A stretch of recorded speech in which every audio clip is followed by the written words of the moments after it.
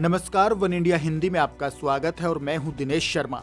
उत्तर प्रदेश की सियासत में लखनऊ कैंट विधानसभा सीट को काफी अहम माना जाता है। यहां चौथे चरण में 23 फरवरी को वोट डाले जाएंगे। इस बार यहां कांग्रेस के दिलप्रीत सिंह, बीजेपी के ब्रजेश पाठक, समाजवादी पार्टी के राजीव गांधी और बीएसपी के अनिल पांडे के बीच मुकाबला है। लखनऊ कैंट विधानसभा सीट की राजनीतिक पृष्ठभूमि की बात करें तो ये सीट आजादी के बाद शुरुआती साल में कांग्रेस का गढ़ रही है। इस सीट पर ब्राह्मण उम्मीदवारों को सबसे ज्यादा जीत हासिल हुई है।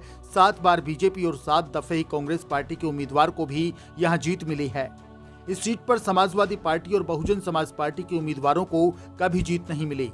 यह साल 1957 में हुए विधानसभा चुनाव में कांग्रेस के श्याम मनोहर मिश्रा, 1962 में कांग्रेस के बालक राम वैश्य, 1974 में कांग्रेस के चरण सिंह, साल 1980, 1985 और 1989 में कांग्रेस की प्रेमवती तिवारी ने जीत का परचम लहराया था।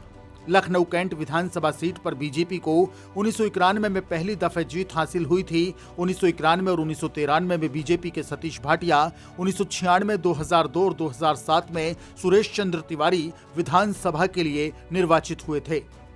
साल 2012 के विधानसभा चुनाव में कांग्रेस के टिकट पर यहां रीता बहुगुणा जोशी ने जीत का परचम लहराया था। लखनऊ कैंट विधानसभा सीट पर फिलहाल बीजेपी का कब्जा है। कांग्रेस के कब्जे की इस सीट पर पहली बार साल 2017 में कमल का फूल खिला था। हालांकि 2019 में हुए उपचुनाव में भी ये सीट बीजेपी के पास रही थी। दरअसल लखनऊ कैंट से विधायक रही डॉक्टर रीता बहुगुणा जोशी ने साल 2017 में हुए विधानसभा चुनाव में कांग्रेस पार्टी से नाता तोड़ते हुए बीजेपी का दामन थाम लिया था।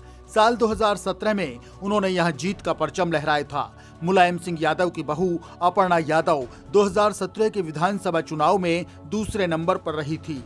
रीता बहुगुणा जोशी ने इसके बाद साल 2019 के लोकसभा चुनाव में किस्मत आजमाई थी, लेकिन वे फेल साबित हुई। इस दौरान उन्होंने इस विधानसभा सीट से इस्तीफा दे दिया था। 2019 के विधानसभा उपचुनाव में बीजेपी के सुरेश चंद्र तिवारी ने जीत का परचम लहराया था। सुरेश चंद्र तिवारी ने सपा के मेजर आशीष चतुर्वेदी को 35,428 वोटों के अंतर से हराया।